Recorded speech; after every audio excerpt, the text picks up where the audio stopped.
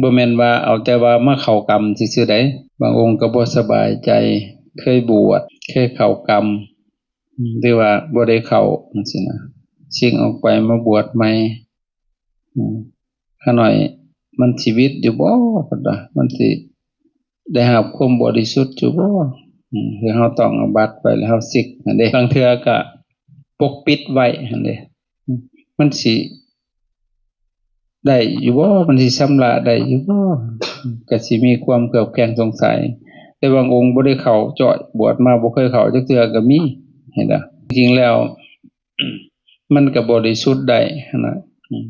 ให้สบายใจโลดเพราะว่าพระพุทธเจ้าเพิ่นก็มอบให้สงฆ์อยู่แล้วหั่นน่ะสังฆาทิเสโสติยังวัตตังตังสุโนหิยะถากะทัง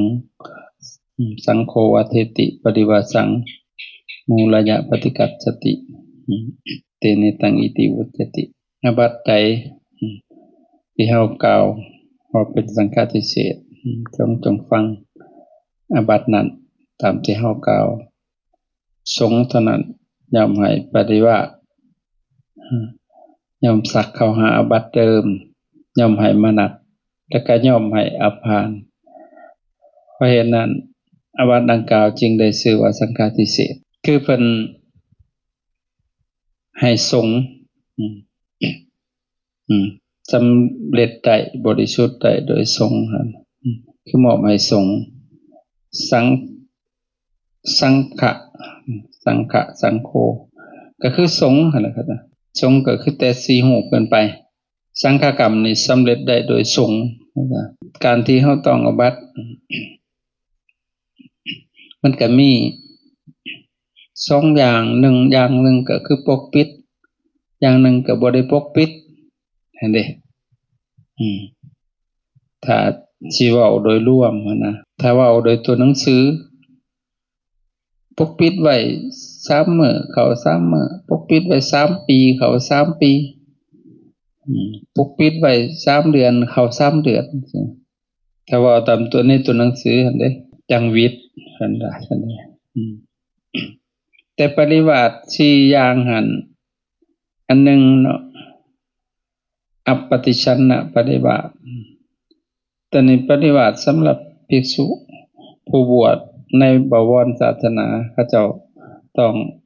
ครบกับบัตรอาบัติหนักได้แก่สังฆาทิเศษแต่ว่าเขาเจ้าบ่ได้ปกปิดคือเฮาแสดงกับบัตรนะเฮาบอกนั่นแหละทุกวันเฮาบ่ได้ปกปิดไว้บ่ได้อำไว้ว่าซั่นซะไปเฮาทำผิดนะบ่ได้อำไว้ให้ล่วงละตีคือเขาบอกเลยอาบัติสังฆาทิเศษมันมี13ข้อเฮาล่วงละเมิดข้อใดหั่นน่ะแล้วเฮาก็บอกคือวัตถุที่เฮาต่อ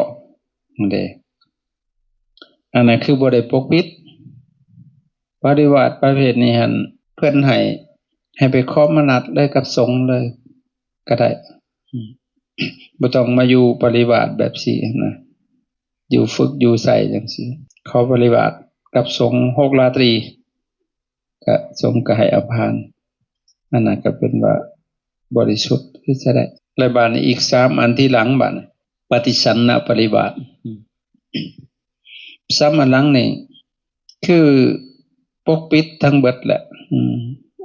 ปฏิชันนะปฏิบัติคือปฏิบัติสำหรับผู้ที่ต้องผูกกับบัตรแล้วปกปิดไว้คือบ่ได้บอกนะว่าในจักสิจักลาตีแล้วก็ต่อมาอีกสุทันตะปฏิบัติที่เฮาเข้าอยู่นี่แหละเพราะนั้นเราสุทันตะตัวนี้สุทันตะแปลว่าจนกว่าจะบริสุทธิ์บ่ได้มีกำหนดกฎเกณฑ์ยืดหยุ่นได้จุลสุทันตะมหาสุทันตะสุทันตะน้อยๆแต่ว่าสุทันตะที่ใหญ่คือยาวหั่นน่ะเข้าดนหั่นนะจนกว่าจะบริสุทธิ์อันนี้ก็ปกปิดไว้ก็เรียกว่าสุทันตะปฏิบัติภิกษุผู้ต้องคู่กับบัตรแล้วปกปิดไว้มีส่วนเท่ากันแต่ก็บ่เท่ากันต่อมาอีกสมุทฐานปฏิบัติไปแล้วสำหรับภิกษุผู้ต้องคู่กับบัตรแล้วปกปิดไว้ต่าง วันที่ปกปิดต่างวัตถุที่ต้องสรุปแล้วก็คือปกปิดตั้งเบิดเนาะ3อันที่ดังนี่นะถ้าว่าเฮาสิเข้าแบบสั้นก็เป็นเรื่องยากเลยบาดเนี่ยสมมุติว่าครูบาหนึงเพิ่นต้องอาบัติปกปิดไป3ปีเอาบาดหรือว่าองค์นึงบ่ตกปิดไป3เดือนบาด3ปีหั่นก็บางเทื่อเฮาก็บ่จื้อซ้ํบาดแม่นตัวจักได้จักลาติจักปกปิดแต่เฮาก็จื้อแน่บ่แน่หั่นน่ะมันสิชัดเจนจังได๋ล่ะบาดเฮาสิไปเข้าอยู่ไสล่ะบาดก็ยุ่งยากสงอีกแล้วบาดเนี่ยแล้วก็ตัวเฮาเองด้วยเห็นบ่ถ้าเฮามาคำนึงจังซี่นะในบ้านนี้ครูบาอาจารย์เพิ่นก็เลยเข้าแบบสุทันตะนี่แหละสุทันตะคือจนกว่าจะบริสุทธิ์นะครับเห็นบ่คือมอบให้ทรงเลยซะแล้วแต่เพิ่นสิเห็นสมควรสินะแล้วแต่ทรงสิเห็นสมควรเพราะว่าบ่ว่าสิเข้าแบบใดก็อาศัยทรงคือเก่าเข้าแบบปกปิดบ่ปกปิดก็อาศัยทรงคือเก่าเพราะว่าทรงมีอำนาจได้ครุกาอาณาทรงมีอำนาจเห็นนะอาศัยทรงครูบาอาจารย์เพิ่นจึงนิยมเข้าแบบสุทันตปฏิบัติในเมื่อทรงเป็นในอำนาจของทรงแล้วบาดนี้ทรงเป็นผู้ตัดสินแล้วเฮาก็เลยเอาตามนั้นเข้าตามทรงกำหนดขอบเขตเองทั้งที่มันบ่ได้มีกำหนดนะแล้วแต่ดุลพินิจของสงฆ์เพิ่นก็บ่ได้ว่าเข้า3ราตรีหรือว่า10ราตรีแล้วแต่สงฆ์เพิ่นสิตัดสินถ้าอุปมาทางโลกพอสิมองเห็นนะอย่างทางโลกเขาเป็นอันนี้คือมันบริสุทธิ์ได้โดยกฎของสังคมกฎของสมมติบัญญัตินั่นแหละให้กฎบัญญัติได้ฝ่ายวินัยเป็นกฎบัญญัติพระพุทธเจ้าเพิ่นบัญญัติขึ้นบัญญัติก็แปลว่าตั้งขึ้นนั่นแหละเพื่อหยังเพื่อการอยู่ร่วมกันของชนอันมากในห้องสงฆ์นี่แหละแล้วก็เพื่อการประพฤติพรหมจรรย์เพิ่นจึงได้บัญญัติขึ้นนะถ้าบ่บัญญัติจังซี่มันก็สิมั่วมันก็เข้าทางกิเลสนั่นแหละมันก็มีเหตุมีผลที่เพียงพอที่เพิ่นบัญญัติขึ้นก็แต่ว่าครับบ่แม่นว่าไปล่วงสิกขาบทอันนี้แหละตายสักแงกๆเขามันบ่แม่นมันมีหนทางของมันดูทางออกนะครับแต่ว่าบางคนก็ถึงขั้นจาบจ้วงพระสงฆ์โยมก็พ่อโยมได้อาจารย์ได้ยินเห็นแต่ก็บ่ได้ว่าอีหยังดอกแต่เฮาก็สังเวชนะสลดใจเลยเห็นได้ยินแนวนั้นนะบางเทื่อโยมก็หลงที่มาศึกษาธรรมะได้ยินได้ฟังต่อกันไปบางครั้งนี่โยมเห็นพระจับเงินซื่อๆนี่ป๊าดโตเบิดศรัทธาเลยมึงดูมันเลวร้ายปานนั้นโหจับเงินถึงบางคนถึงขั้นว่าตกนรกในเพจก็มีได้อาจารย์เคยเห็นพระดับเงินบาปเดี๋ยวพระพุทธเจ้าคือบ่ได้เว้าจังซี่นะและบ้านนี้ตรงกันข้ามที่พระเพิ่นบ่รับเงินแต่เพิ่นไปต้องอาบัติตัวอื่นที่จะหนักกว่าเงินอีกบาดนี่โยมเพิ่นบ่จักบาดนี่ยังเห็นพระต้องสังฆทิเศษโยมบ่รับรู้นำได้บาดหนักกว่าเงินอีกได้หั่นน่ะเงินเพียงแต่นิสกีปจิติเสียสละแล้วก็จบเสียสละแล้วก็จบคือพระอาจารย์นี่รับเบิดเงินทองแต่ข่อยเสียสละแต่บ่ทันได้แหละเด้เขาเอามาให้ข่อยคิดแล้วเอาไปให้บ่ทันฮอดซ้ำข่อยสิไปเฮ็ดตัวนั้นแหละไปทำประโยชน์ตัวนั้นน่ะมื้อก่อนหั่นก็แม่อุดรก็มาถวายไว้10ล้านอาจารย์เสียสละแล้ว พอเพิ่นถวายให้สิด้านเสียสละแล้วเขาเอามาซื้ออาหารสู่พวกเขาฉันนี่เด้นี่เขาบ่ได้ขอดไว้เป็นอีหยังนี่เขาทำประโยชน์ก็เสียสละแต่บ่ทันฮอดเขาแล้วเงินน่ะนี่น่ะเอาไว้ซื้ออาหารอืมจักสิกุกเบิดจบงานหรือบ่แหล้วก็ซื้อไปแล้วมันเบิดก็ต้องได้หามาอยู่คือเก่าหั่นน่ะคือเสียสละนี่ทำประโยชน์นี่แหละโยมเห็นบางครั้งเขาก็ยังแอนตี้เฮาอีกนะเห็นพระอาจารย์ถือเงินจับเงินนู่นนี่นั่นบางทีเห็นขี่รถก็ยังมาแอนตี้เฮามาฮอดพระพุ่นเด้โอ้บ่แล้วก็ขี่นำเฮาอยู่ห่วยคือว่าย่างไปโน่นก็เลยว่าเห็นเนาะนั่นอาบัติบางอย่างเนาะมันก็มีทางออกจนเบิดนั่นแหละจนฮอดปราชิกก็ทางออกก็คือหยังก็คือสึกออกไปจริงๆแล้วบ่มีสิกขาบทให้ลาดอกก็ออกไปโลดถ้าหากว่าต้องล่วงเขา4อย่างหั่นเด้แต่ว่าเพราะมันบ่มีทางอื่นที่อยู่ได้ในพระธรรมวินัยนี่เด้เฮาว่าเป็นเรื่องเลวร้ายอันนั้นสิเอ้าแนวร้ายจังได๋ล่ะแต่ในพระธรรมวินัยพระพุทธเจ้าเพิ่นบัญญัติไว้หั่นเด้ก็ต้องปราชิกก็คือตายขาดจากความเป็นพระแล้วเขาก็บ่ได้ไปปุ้นไปจี้อีหยังแม่นแต่ว่าเอาดิคนฆ่าคนเป็นเท่าใดคนมันจังได๋ซั่นน่ะบ่เลวร้ายว่าซั่นน่ะไปหาสารพัดมันก็เลวร้ายเด้หาสอหากงหั่นเด้อันนี้ก็เขาก็ผิดพลาดบางเทื่อก็ต้องโดยความบ่ฮู้ปราชิกนั่นก็ออกไปเขาก็เป็นคนดีบ่ได้เป็นอีหยังเขาก็ทำแต่พระพุทธเจ้าเพิ่นก็บัญญัติบทบัญญัติถ้าต้องปราชิกแล้วอยู่ต่อก็ปฏิบัติก็บ่ขึ้นเพราะว่ามันตายแล้วจากสมณะเพศอันนี้หั่นแหละนี่ก็สิขาออกไปก็ทำคุณงามคุณความดีได้มาวัดมาเจริญภาวนาก็ได้ก็บ่ได้ห้ามสวรรค์ให้ดอก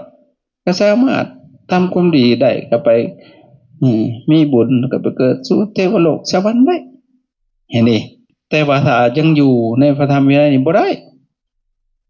ห้ามสวรรค์ห้ามนิพพานเลยแล้วห้ามคันยังอยู่จังซี่น่ะเพราะมันลวงโลกได้ลักเพศเข้าใจบ่เห็นดิอันนี้เพราะว่า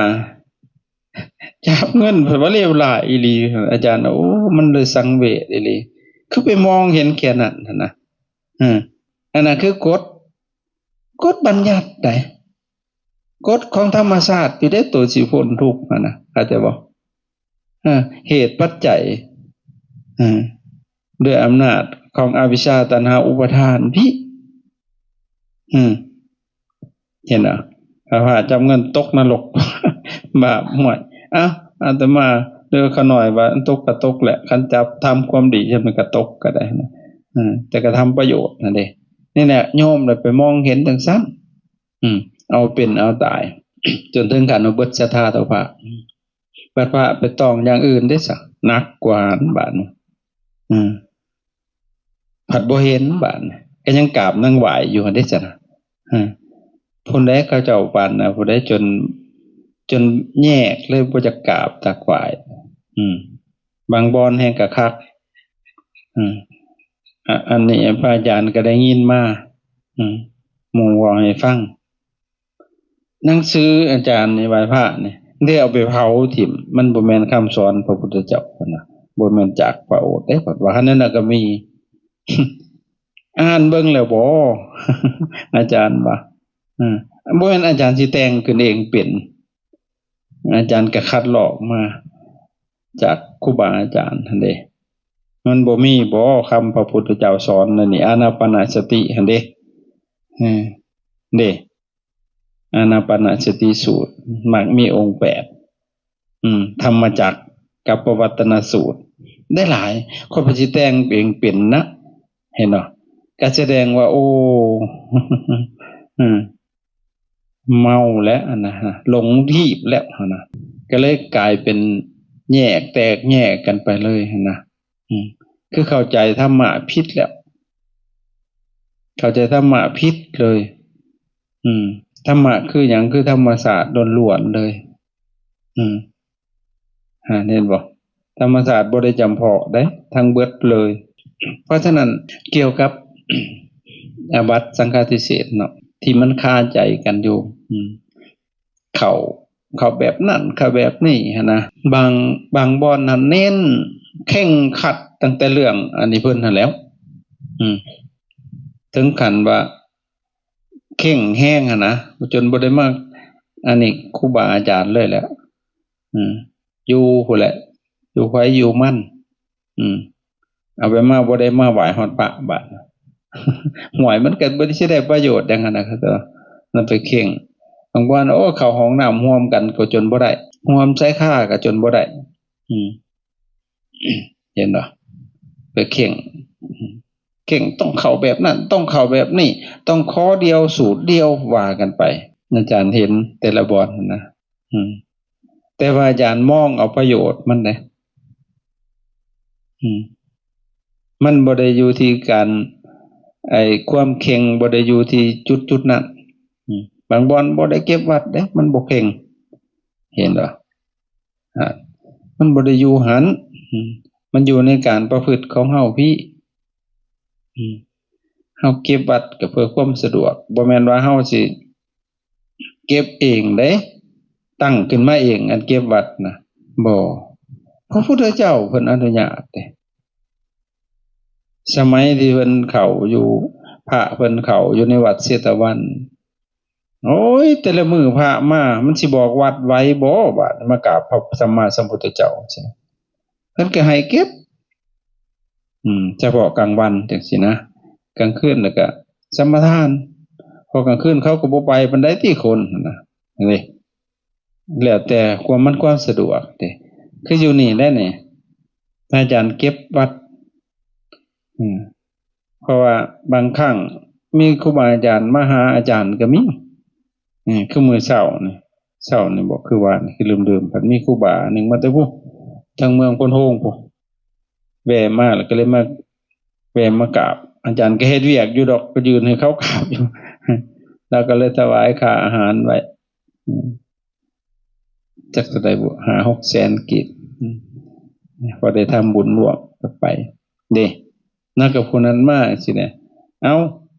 สมัยเฮาบ่เก็บวัดบาดนี้เขาไปเอิ้นหาได้นอนอยู่บัดนี้มาบอกวัดมันสิบ่ยุ่งบ่บาดนี่เด้เฉพาะกลางวันเด้ก็เก็บอันนี้บางวันเพิ่นบ่เก็บได้เพิ่นว่ามันบ่เข่งเพิ่นว่าจังได๋เอาได้เห็นบ่มันบ่ได้อยู่จุดนั้นมันอยู่ที่การประพฤติพี่บัดนี้มันบริสุทธิ์ได้จังได๋บริสุทธิ์ได้โดยกฎของธรรมศาสตร์และก็โดยกฎของสังคมคืออาจารย์เคยยกตัวอย่างเปรียบเทียบให้พวกเฮาได้มองเห็นภาพถ้าเป็นทั้งโลกเนาะทำผิดแต่ข้าเจ้าก็ไปมอบโตจังซี่นะมอบโตแล้วแต่ข้าเจ้าสิตัดสินว่าจังได๋ก็เอาตามนั้นเห็นเด้อันนี้ก็คือกันเฮาก็โลจนะแล้วเฮาก็บอกแล้วก็อยู่ฝึกอยู่ใช้โดยกฎของปฏิบัตินี่แหละก็อาศัยอำนาจสงฆ์สิเด้ในเมื่อเพิ่นตัดสินจังซั่นแล้วก็อยู่ไปจังซั่นแหละจบหั่นแล้วก็บริสุทธิ์คือทางนอกก็คือกันทางนอกก็เอาอยู่ครบตามเขาว่าหั่นแล้วก็ภายใต้กรอบของกฎเขาและกฎบัญญัติเขาหั่นแล้วมันก็มีกฎหนักกฎเบาถ้าเฮ็ดผิดตัวหนักๆก็บ่ได้ออกแล้วครบกำหนดมันอาจสิเพิ่มต่อไปยาวกว่าเก่าก็มีเห็นบ่ไปเฮ็ดผิดเด้บัดนี้ในพระวินัยนี่กฎของปริวาสก็มีตัวหนักตัวเบาก็เป็นเพียงวัตเพศวัดเสามองคันตัวหนักก็เป็นลัทธิเศษคือเหตุให้ขาดราตรีปริวาสิกะนี่3อย่าง1สหวโสก็อยู่ร่วมรับนอนในที่มุ้งที่บังอันเดียวกันสิ้นราตรีกับปกตจารภิกขุปริวาสิกะภิกขุด้วยกันก็ขาดอันนี้คือเป็นลัทธิเศษให้ขาดราตรีนำราตรีบ่ได้ อันนี้สาวโสสองวิปวโสการอยู่ปราศจากปกตจารย์ภิกขุหรือว่าอาจารย์กรรมนี่นะเฮาสมทานวัดอยู่และเฮาบ่มีอาจารย์กรรมอยู่นำถือว่าเป็นลัทธิเศษเลยขาดลัทธิต่อมาอันที่3อนาโลจนาการที่เฮาบ่มาบอกวัดก็ขาดลัทธินำอคันตุกะที่จรมาก็ดีอย่างเช่นเฮาเก็บจังซี่นี่เฮาก็บ่มาบอกจังซี่บ่มาบอกวัดสมทานวัดบอกวัดหรือว่าเฮาสมทานแล้วมีอคันตุกะมาเฮาบ่ได้บอกจังซี่นะก็ขาดนั่นแหละอันนี้ปฏิวาสมานาตะก็เพิ่มมาอีกข้อนึงอุเนคเนจรณังก็คือการประพฤติบกพร่องในสงฆ์ในขณะที่เฮาสมทานวัดอยู่บังเอิญอาจารย์กรรมพันนี้เบิดบาดนี่หรือว่ายังแต่3องค์ถือว่าเป็นลัทธิเศษเลยขาดลัทธินำลัทธิบ่ได้นั่น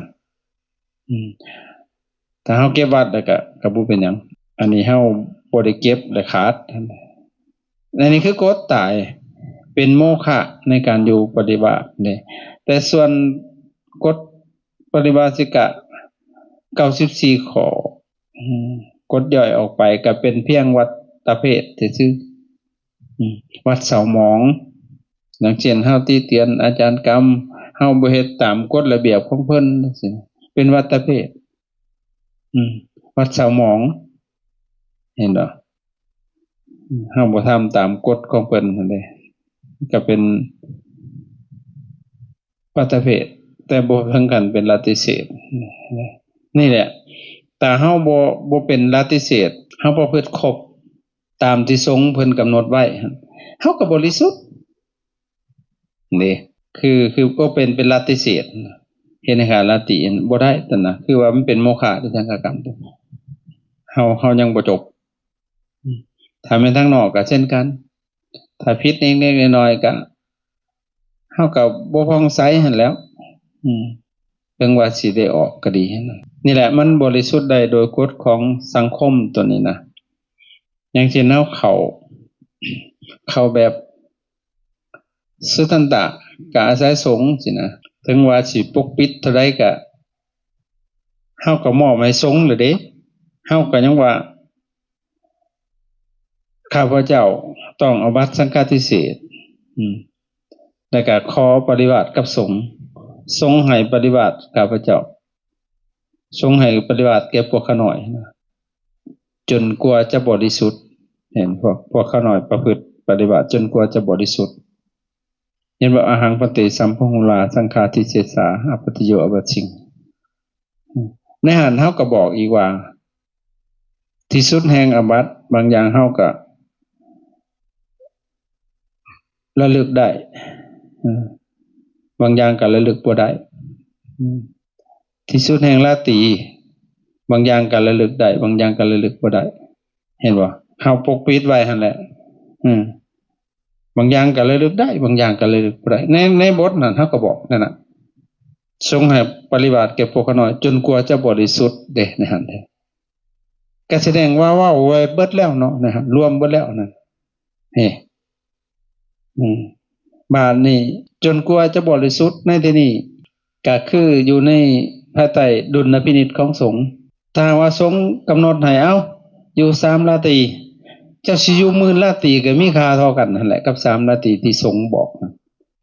การอำนาจอยู่กับสงฆ์คือเก่าเข้าใจบ่เด้เป็นหยังเฮาจึงกำหนดเอาเพียงแต่3ราตรีเพราะว่ามันก็ยากนี่แหละ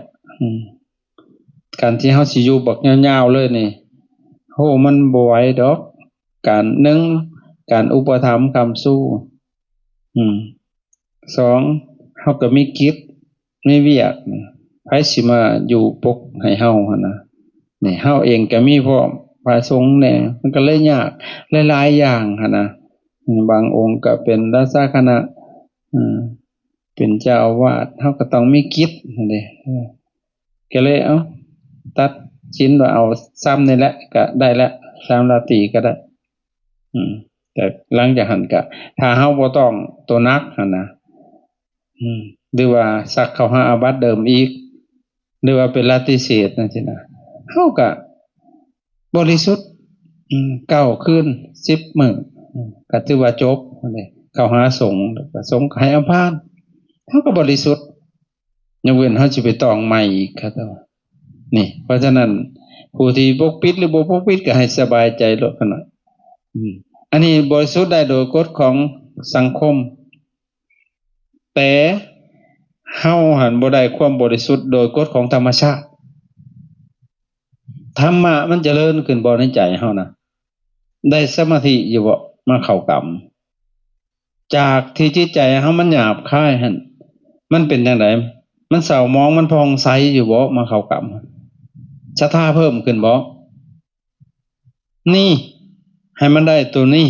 เป็นหยังอาจารย์จึงย้ำแต่ตัวนี้ตลอดเพราะว่าอาจารย์ท่านสิบวช7 วันอาจารย์ไปเข้ากรรมนี่ต่อมาฮอด26 ปีนี่แล้วก็สืบไว้เลยทรงไว้เลย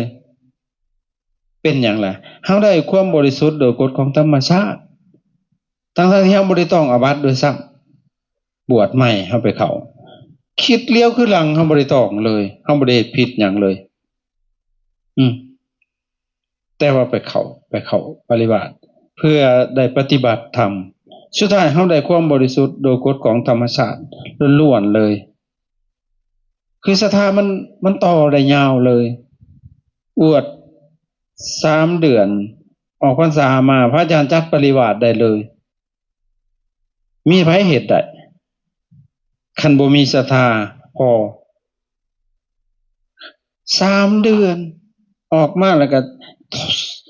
สูตรได้เบิดเลยสูตรปริวาสนั่นน่ะกฎระเบียบของมันอ่านเอาปึ้มมาเบิ่งมาจัดปริวาสเลยคุมเองเบิดเลย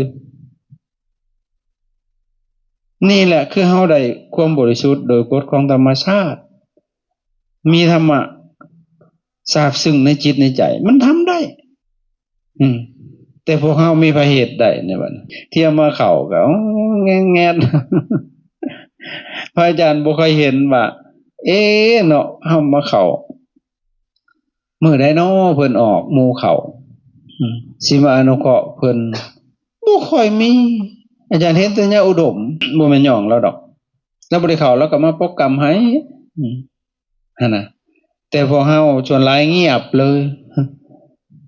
ทั้งที่ฮู้นะอันนี้อาจารย์เว้าให้ฟังแต่ก็เป็นนั้นอีหลีหั่นน่ะยากแหละอาจารย์ว่าคันพวกเฮาเกื้อกูลกันมันก็สิเป็นประโยชน์มันก็สิสะดวกไปบางครั้งอาจารย์สิไปออกอภาสนี่ต้องได้รอพระจากวัดนั้นวัดนี้วัดแนวทานเกี่ยวอุดรจังซี่น่ะตะกี้อาศัยญาสมบูรณ์พัดซิกจ่อยอุ้ยอาศัยลูกศิษย์ลูกหากับมันก็บ่มีวัดละองค์หามาเด้ถ้าว่าพวกเฮาคิดเห็นน่ะโอ้วันที่10เช็คกันอาจารย์กรรมเพิ่นพอแล้วบ่เนาะจังซี่ไปซอยมันก็สิเป็นประโยชน์เฮาก็ได้บุญด้วยนะให้เด้อันนี้ส่วนหลายก็ไปออกแล้วจัดเลยถ้าคิดเห็นน่ะอาจารย์นี่เกื้อกูลต่อสงฆ์จนได้ลงทุนเฮ็ดได้เฮ็ดจักซำได้แล้วบัดมื้อออกหั่นสมมุติสงฆ์เฮาบ่หลายบาดนี่อาจารย์ก็ต้องได้โทรหาผู้นั้นผู้นี้เอาพระมาก็ต้องเสียเงินเด้อบาดนี่ถวายค่าน้ำมันเพิ่นบาดขี้ไล่ก็เบิดเลย5 ล้านมื้อออกแต่ละเทื่อได้เห็นบ่ไผเลยสิเฮ็ดได้คันบ่มีความเกื้อกูลนั่นน่ะให้คิดเบิ่งเพราะฉะนั้นพวกเฮาก็อย่าเห็นแก่ตัวเลยเด้อคั่นน่ะเด้อคิดว่าโอ้ครูบาอาจารย์เพิ่นเข้ากรรมโทรหากันมื้อใดฮู้อยู่แล้วมื้อออกหั่นน่ะเพราะอาจารย์กำหนดเด็ดขาดเลยเด้อาจารย์กรรมครบแล้วบ่ขนาดยังจักองค์บ่มาก็สร้างมามื้อสุดท้ายก็ดีหั่นนะอย่างเช่นมื้ออื่นสิออกมานอนพี่เลยมื้อนี้แล้วก็มื้อเห็นบ่อาจารย์ก็ถวายให้อยู่ค่ารถค่าหยังก็ไปฮอดมาถึงอยู่เด้แต่ว่าพวกเฮาผัดบ่อาจารย์น่ะบางครั้งอาจารย์จนไปส่งได้พระหั่นน่ะแต่ก่อนอยู่ทางใต้เนาะอาจารย์คิดเห็นความลำบากของเขาเจ้าฝ่าฝนฝ่าหยังมาเมื่อส่งรถ2-3 คันเทื่อฮอดบัด บ่เห็นจ่อยบ่เห็นว่าไก่ว่าเนาะเห็นบ่จักซำใดแล้วหั่นนะอันนี้เว้าให้พวกเฮาคิดเด้อเขาหน่อยว่า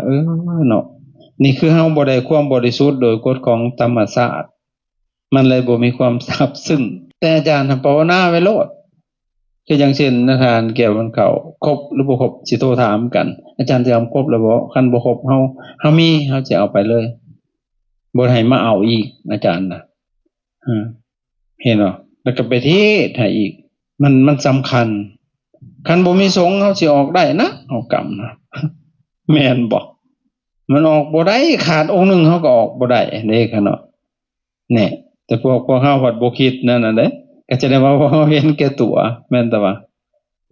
อาจารย์สุดแต่เกื้อกูลทุกสิ่งทุกอย่างหั่นน่ะบ่ได้แทบจะว่าบ่ขาดแคลนเลยหั่นนะเพราะฉะนั้นให้เห็นความสำคัญเด้อค่ะเนาะของหมู่สงฆ์ถ้าบ่มีสงฆ์แล้วเฮาจัดปฏิบัติก็บ่ได้เด้คือว่าสงฆ์อยู่นำนี่คือกันเด้ก็จะก็เฮ็ดเวียกอีกซ้ํผู้เฮ็ดเวียกก็ได้มานั่งนำเฮาอีกบาดนี้หั่นแหละก็อาศัยว่าเกื้อกูลกันนี่แหละเพราะฉะนั้นพวกเฮาให้คิดเด้อค่ะเนาะคิดเห็นผู้ใดอยู่ไกลอยู่พอมาได้โทรถามกันเพิ่นสิออกกรรมมื้ออื่นเนาะพาครบหรือบ่เขาน้อยนั่งรถมาขี่รถโดยสารมาก็ได้คันอยู่นำหมู่นี่ช่วงนี้ซุมื้อนี้มันสบายเด้อเนาะมันก็สบายแหละนั้นสิเป็นประโยชน์มากๆเลยอาจารย์ก็เลยจัดให้ปีนี้จัดเดือนละเทื่อหั่นเด้เอาซำนี้เนาะเมื่อยแล้ว